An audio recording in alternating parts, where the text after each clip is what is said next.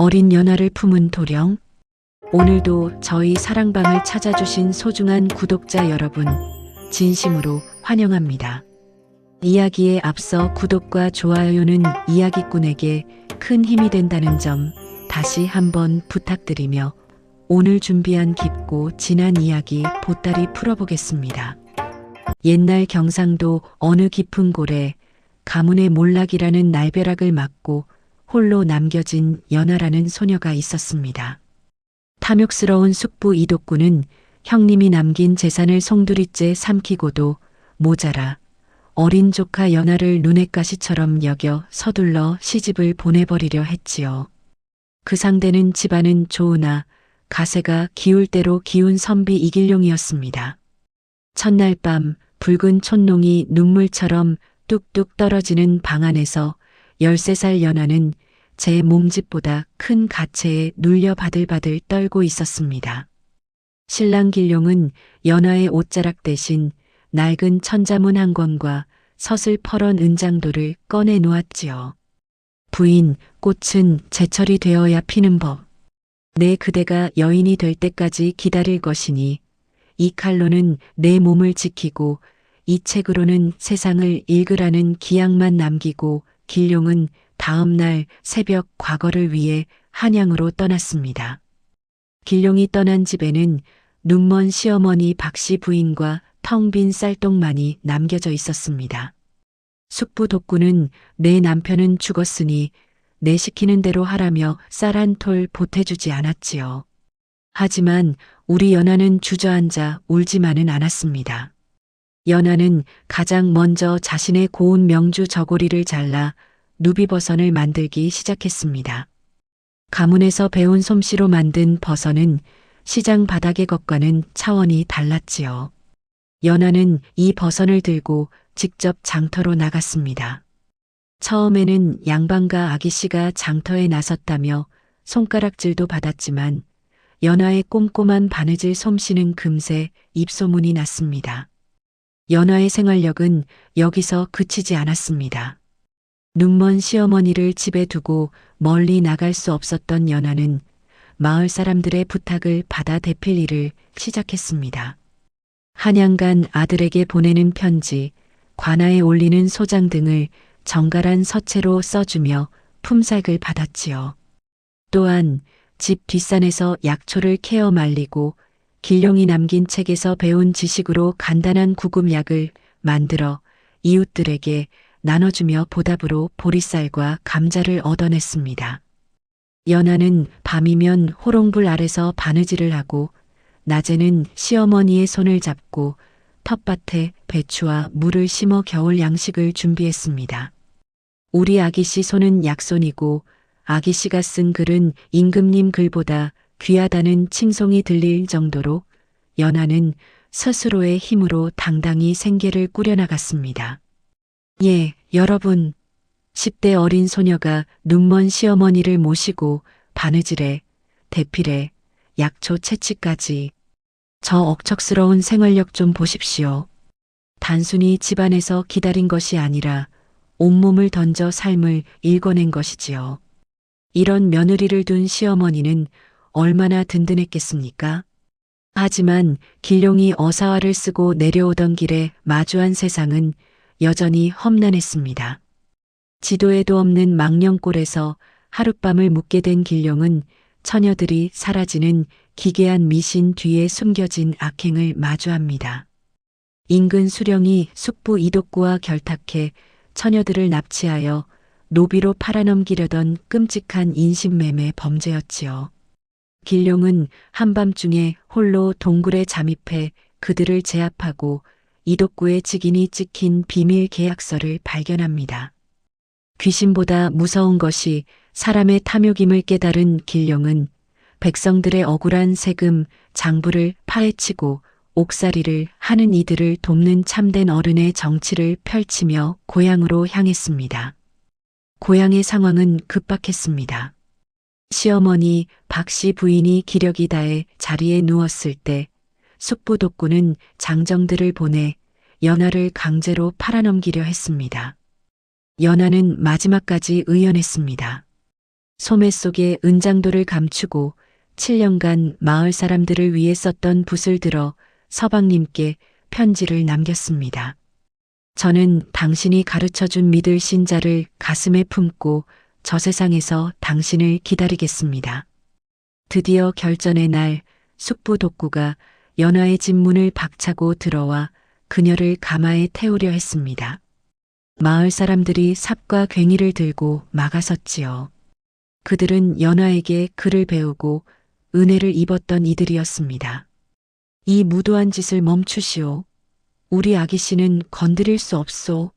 마을 사람들의 저항에 독구가 칼을 뽑으려던 그 순간 마을 입구에서 하늘을 뒤흔드는 소리가 터져 나왔습니다. 암행어사 출두야. 출두야. 어사화를 꽂고 백마를 탄 채 나타난 길룡은 마패를 치켜들며 독구와 사또의 죄상을 낱낱이 열거했습니다. 망령골의 비밀 계약서와 백성들의 고열을 짠 장부들이 쏟아져 나오자 독구는 사색이 되어 무릎을 꿇었습니다. 내가 가로챈 백성들의 피땀 어린 땅과 쌀 그리고 내 아내의 눈물을 이제 돌려받으리라. 길룡은 독구를 국법으로 엄히 다스리고 몰수한 재산을 모두 마을 사람들에게 골고루 나눠주었습니다. 7년의 세월을 견뎌낸 세 사람은 서로를 끌어안고 통곡했습니다. 길룡은 연화의 거칠어진 손을 잡으며 부인, 이 손이 이토록 거칠어질 때까지 나를 기다렸구려. 그대가 지킨 것은 이 집안만이 아니라 내 혼이었소라고 고백했지요. 그날 밤 7년 전 차마 풀지 못했던 연화의 옷고름을 길룡이 정성스럽게 풀며 두 사람은 비로소 온전한 부부가 되었습니다. 달빛도 부끄러워 구름 뒤로 숨은 세상에서 가장 아름답고 고결한 학궁의 밤이었습니다. 오늘 이긴 이야기를 끝까지 들어주신 여러분 참으로 고맙습니다. 사랑이란 상대를 존중하며 기다리는 것이고 삶이란 고난 앞에서도 스스로의 힘으로 길을 만들어가는 것임을 연화와 길룡이 보여주었네요. 가시기 전에 구독과 좋아요 꼭 눌러주시고 여러분의 따뜻한 댓글로 이 이야기의 감동을 나눠주세요. 저는 다음에 더 깊고 울림 있는 이야기로 찾아뵙겠습니다. 편안한 밤 되십시오. 연화의 억척스러운 생활력과 길룡의 통쾌한 복수 그리고 기이한 미스터리까지 더해진 이 이야기가 여러분의 가슴을 시원하게 뚫어드렸나요? 다음 이야기도 기대해 주세요. 옛날 경상도 어느 깊은 골에 가문의 몰락이라는 날벼락을 맞고 홀로 남겨진 연화라는 소녀가 있었습니다. 탐욕스러운 숙부 이독구는 형님이 남긴 재산을 송두리째 삼키고도 모자라 어린 조카 연화를 눈엣 가시처럼 여겨 서둘러 시집을 보내버리려 했지요. 그 상대는 집안은 좋으나 가세가 기울 대로 기운 선비 이길룡이었습니다. 첫날 밤 붉은 촛농이 눈물처럼 뚝뚝 떨어지는 방 안에서 13살 연화는 제 몸집보다 큰 가채에 눌려 바들바들 떨고 있었습니다. 신랑 길룡은 연화의 옷자락 대신 낡은 천자문 한 권과 서슬퍼런 은장도를 꺼내 놓았지요. 부인, 꽃은 제철이 되어야 피는 법. 내 그대가 여인이 될 때까지 기다릴 것이니 이 칼로는 내 몸을 지키고 이 책으로는 세상을 읽으라는 기약만 남기고 길룡은 다음 날 새벽 과거를 위해 한양으로 떠났습니다. 길룡이 떠난 집에는 눈먼 시어머니 박씨 부인과 텅 빈 쌀통만이 남겨져 있었습니다. 숙부 독구는 내 남편은 죽었으니 내 시키는 대로 하라며 쌀 한 톨 보태주지 않았지요. 하지만 우리 연화는 주저앉아 울지만은 않았습니다. 연화는 가장 먼저 자신의 고운 명주 저고리를 잘라 누비버선을 만들기 시작했습니다. 가문에서 배운 솜씨로 만든 버선은 시장 바닥의 것과는 차원이 달랐지요. 연화는 이 버선을 들고 직접 장터로 나갔습니다. 처음에는 양반과 아기씨가 장터에 나섰다며 손가락질도 받았지만 연하의 꼼꼼한 바느질 솜씨는 금세 입소문이 났습니다. 연하의 생활력은 여기서 그치지 않았습니다. 눈먼 시어머니를 집에 두고 멀리 나갈 수 없었던 연하는 마을 사람들의 부탁을 받아 대필 일을 시작했습니다. 한양간 아들에게 보내는 편지, 관아에 올리는 소장 등을 정갈한 서체로 써주며 품삯을 받았지요. 또한 집 뒷산에서 약초를 캐어 말리고 길룡이 남긴 책에서 배운 지식으로 간단한 구급약을 만들어 이웃들에게 나눠주며 보답으로 보리쌀과 감자를 얻어냈습니다. 연하는 밤이면 호롱불 아래서 바느질을 하고 낮에는 시어머니의 손을 잡고 텃밭에 배추와 물을 심어 겨울 양식을 준비했습니다. 우리 아기씨 손은 약손이고 아기씨가 쓴 글은 임금님 글보다 귀하다는 칭송이 들릴 정도로 연하는 스스로의 힘으로 당당히 생계를 꾸려나갔습니다. 예, 여러분. 10대 어린 소녀가 눈먼 시어머니를 모시고 바느질에, 대필에, 약초 채취까지 저 억척스러운 생활력 좀 보십시오. 단순히 집안에서 기다린 것이 아니라 온몸을 던져 삶을 일궈낸 것이지요. 이런 며느리를 둔 시어머니는 얼마나 든든했겠습니까? 하지만 길룡이 어사화를 쓰고 내려오던 길에 마주한 세상은 여전히 험난했습니다.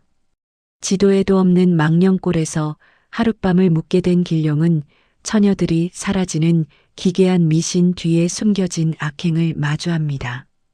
인근 수령이 숙부 이독구와 결탁해 처녀들을 납치하여 노비로 팔아넘기려던 끔찍한 인신매매 범죄였지요. 길룡은 한밤중에 홀로 동굴에 잠입해 그들을 제압하고 이독구의 직인이 찍힌 비밀 계약서를 발견합니다. 귀신보다 무서운 것이 사람의 탐욕임을 깨달은 길룡은 백성들의 억울한 세금, 장부를 파헤치고 옥살이를 하는 이들을 돕는 참된 어른의 정치를 펼치며 고향으로 향했습니다. 고향의 상황은 급박했습니다. 시어머니 박씨 부인이 기력이 다해 자리에 누웠을 때 숙부 독구는 장정들을 보내 연하를 강제로 팔아넘기려 했습니다. 연하는 마지막까지 의연했습니다. 소매 속에 은장도를 감추고 7년간 마을 사람들을 위해 썼던 붓을 들어 서방님께 편지를 남겼습니다. 저는 당신이 가르쳐준 믿을 신자를 가슴에 품고 저 세상에서 당신을 기다리겠습니다. 드디어 결전의 날 숙부 독구가 연하의 집 문을 박차고 들어와 그녀를 가마에 태우려 했습니다.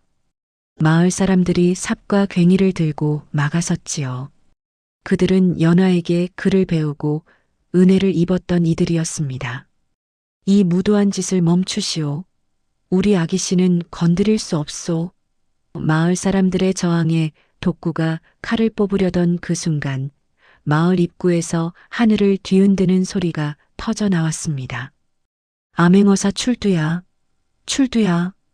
어사화를 꽂고 백마를 탄 채 나타난 길룡은 마패를 치켜들며 독구와 사또의 죄상을 낱낱이 열거했습니다.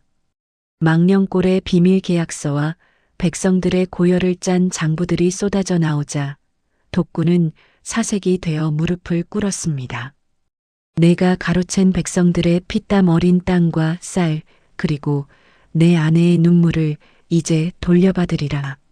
길룡은 독구를 국법으로 엄히 다스리고 몰수한 재산을 모두 마을 사람들에게 골고루 나눠주었습니다. 7년의 세월을 견뎌낸 세 사람은 서로를 끌어안고 통곡했습니다. 길룡은 연하의 거칠어진 손을 잡으며 부인, 이 손이 이토록 거칠어질 때까지 나를 기다렸구려. 그대가 지킨 것은 이 집안만이 아니라 내 혼이었소라고 고백했지요. 그날 밤 7년 전 차마 풀지 못했던 연하의 옷고름을 길룡이 정성스럽게 풀며 두 사람은 비로소 온전한 부부가 되었습니다. 달빛도 부끄러워 구름 뒤로 숨은 세상에서 가장 아름답고 고결한 학궁의 밤이었습니다. 오늘 이 긴 이야기를 끝까지 들어주신 여러분, 참으로 고맙습니다. 사랑이란 상대를 존중하며 기다리는 것이고, 삶이란 고난 앞에서도 스스로의 힘으로 길을 만들어가는 것임을 연하와 길룡이 보여주었네요. 가시기 전에 구독과 좋아요 꼭 눌러주시고 여러분의 따뜻한 댓글로 이 이야기의 감동을 나눠주세요. 저는 다음에 더 깊고 울림 있는 이야기로 찾아뵙겠습니다. 편안한 밤 되십시오. 연하의 억척스러운 생활력과 길룡의 통쾌한 복수, 그리고 기이한 미스터리까지 더해진 이 이야기가 여러분의 가슴을 시원하게 뚫어드렸나요? 다음 이야기도 기대해 주세요.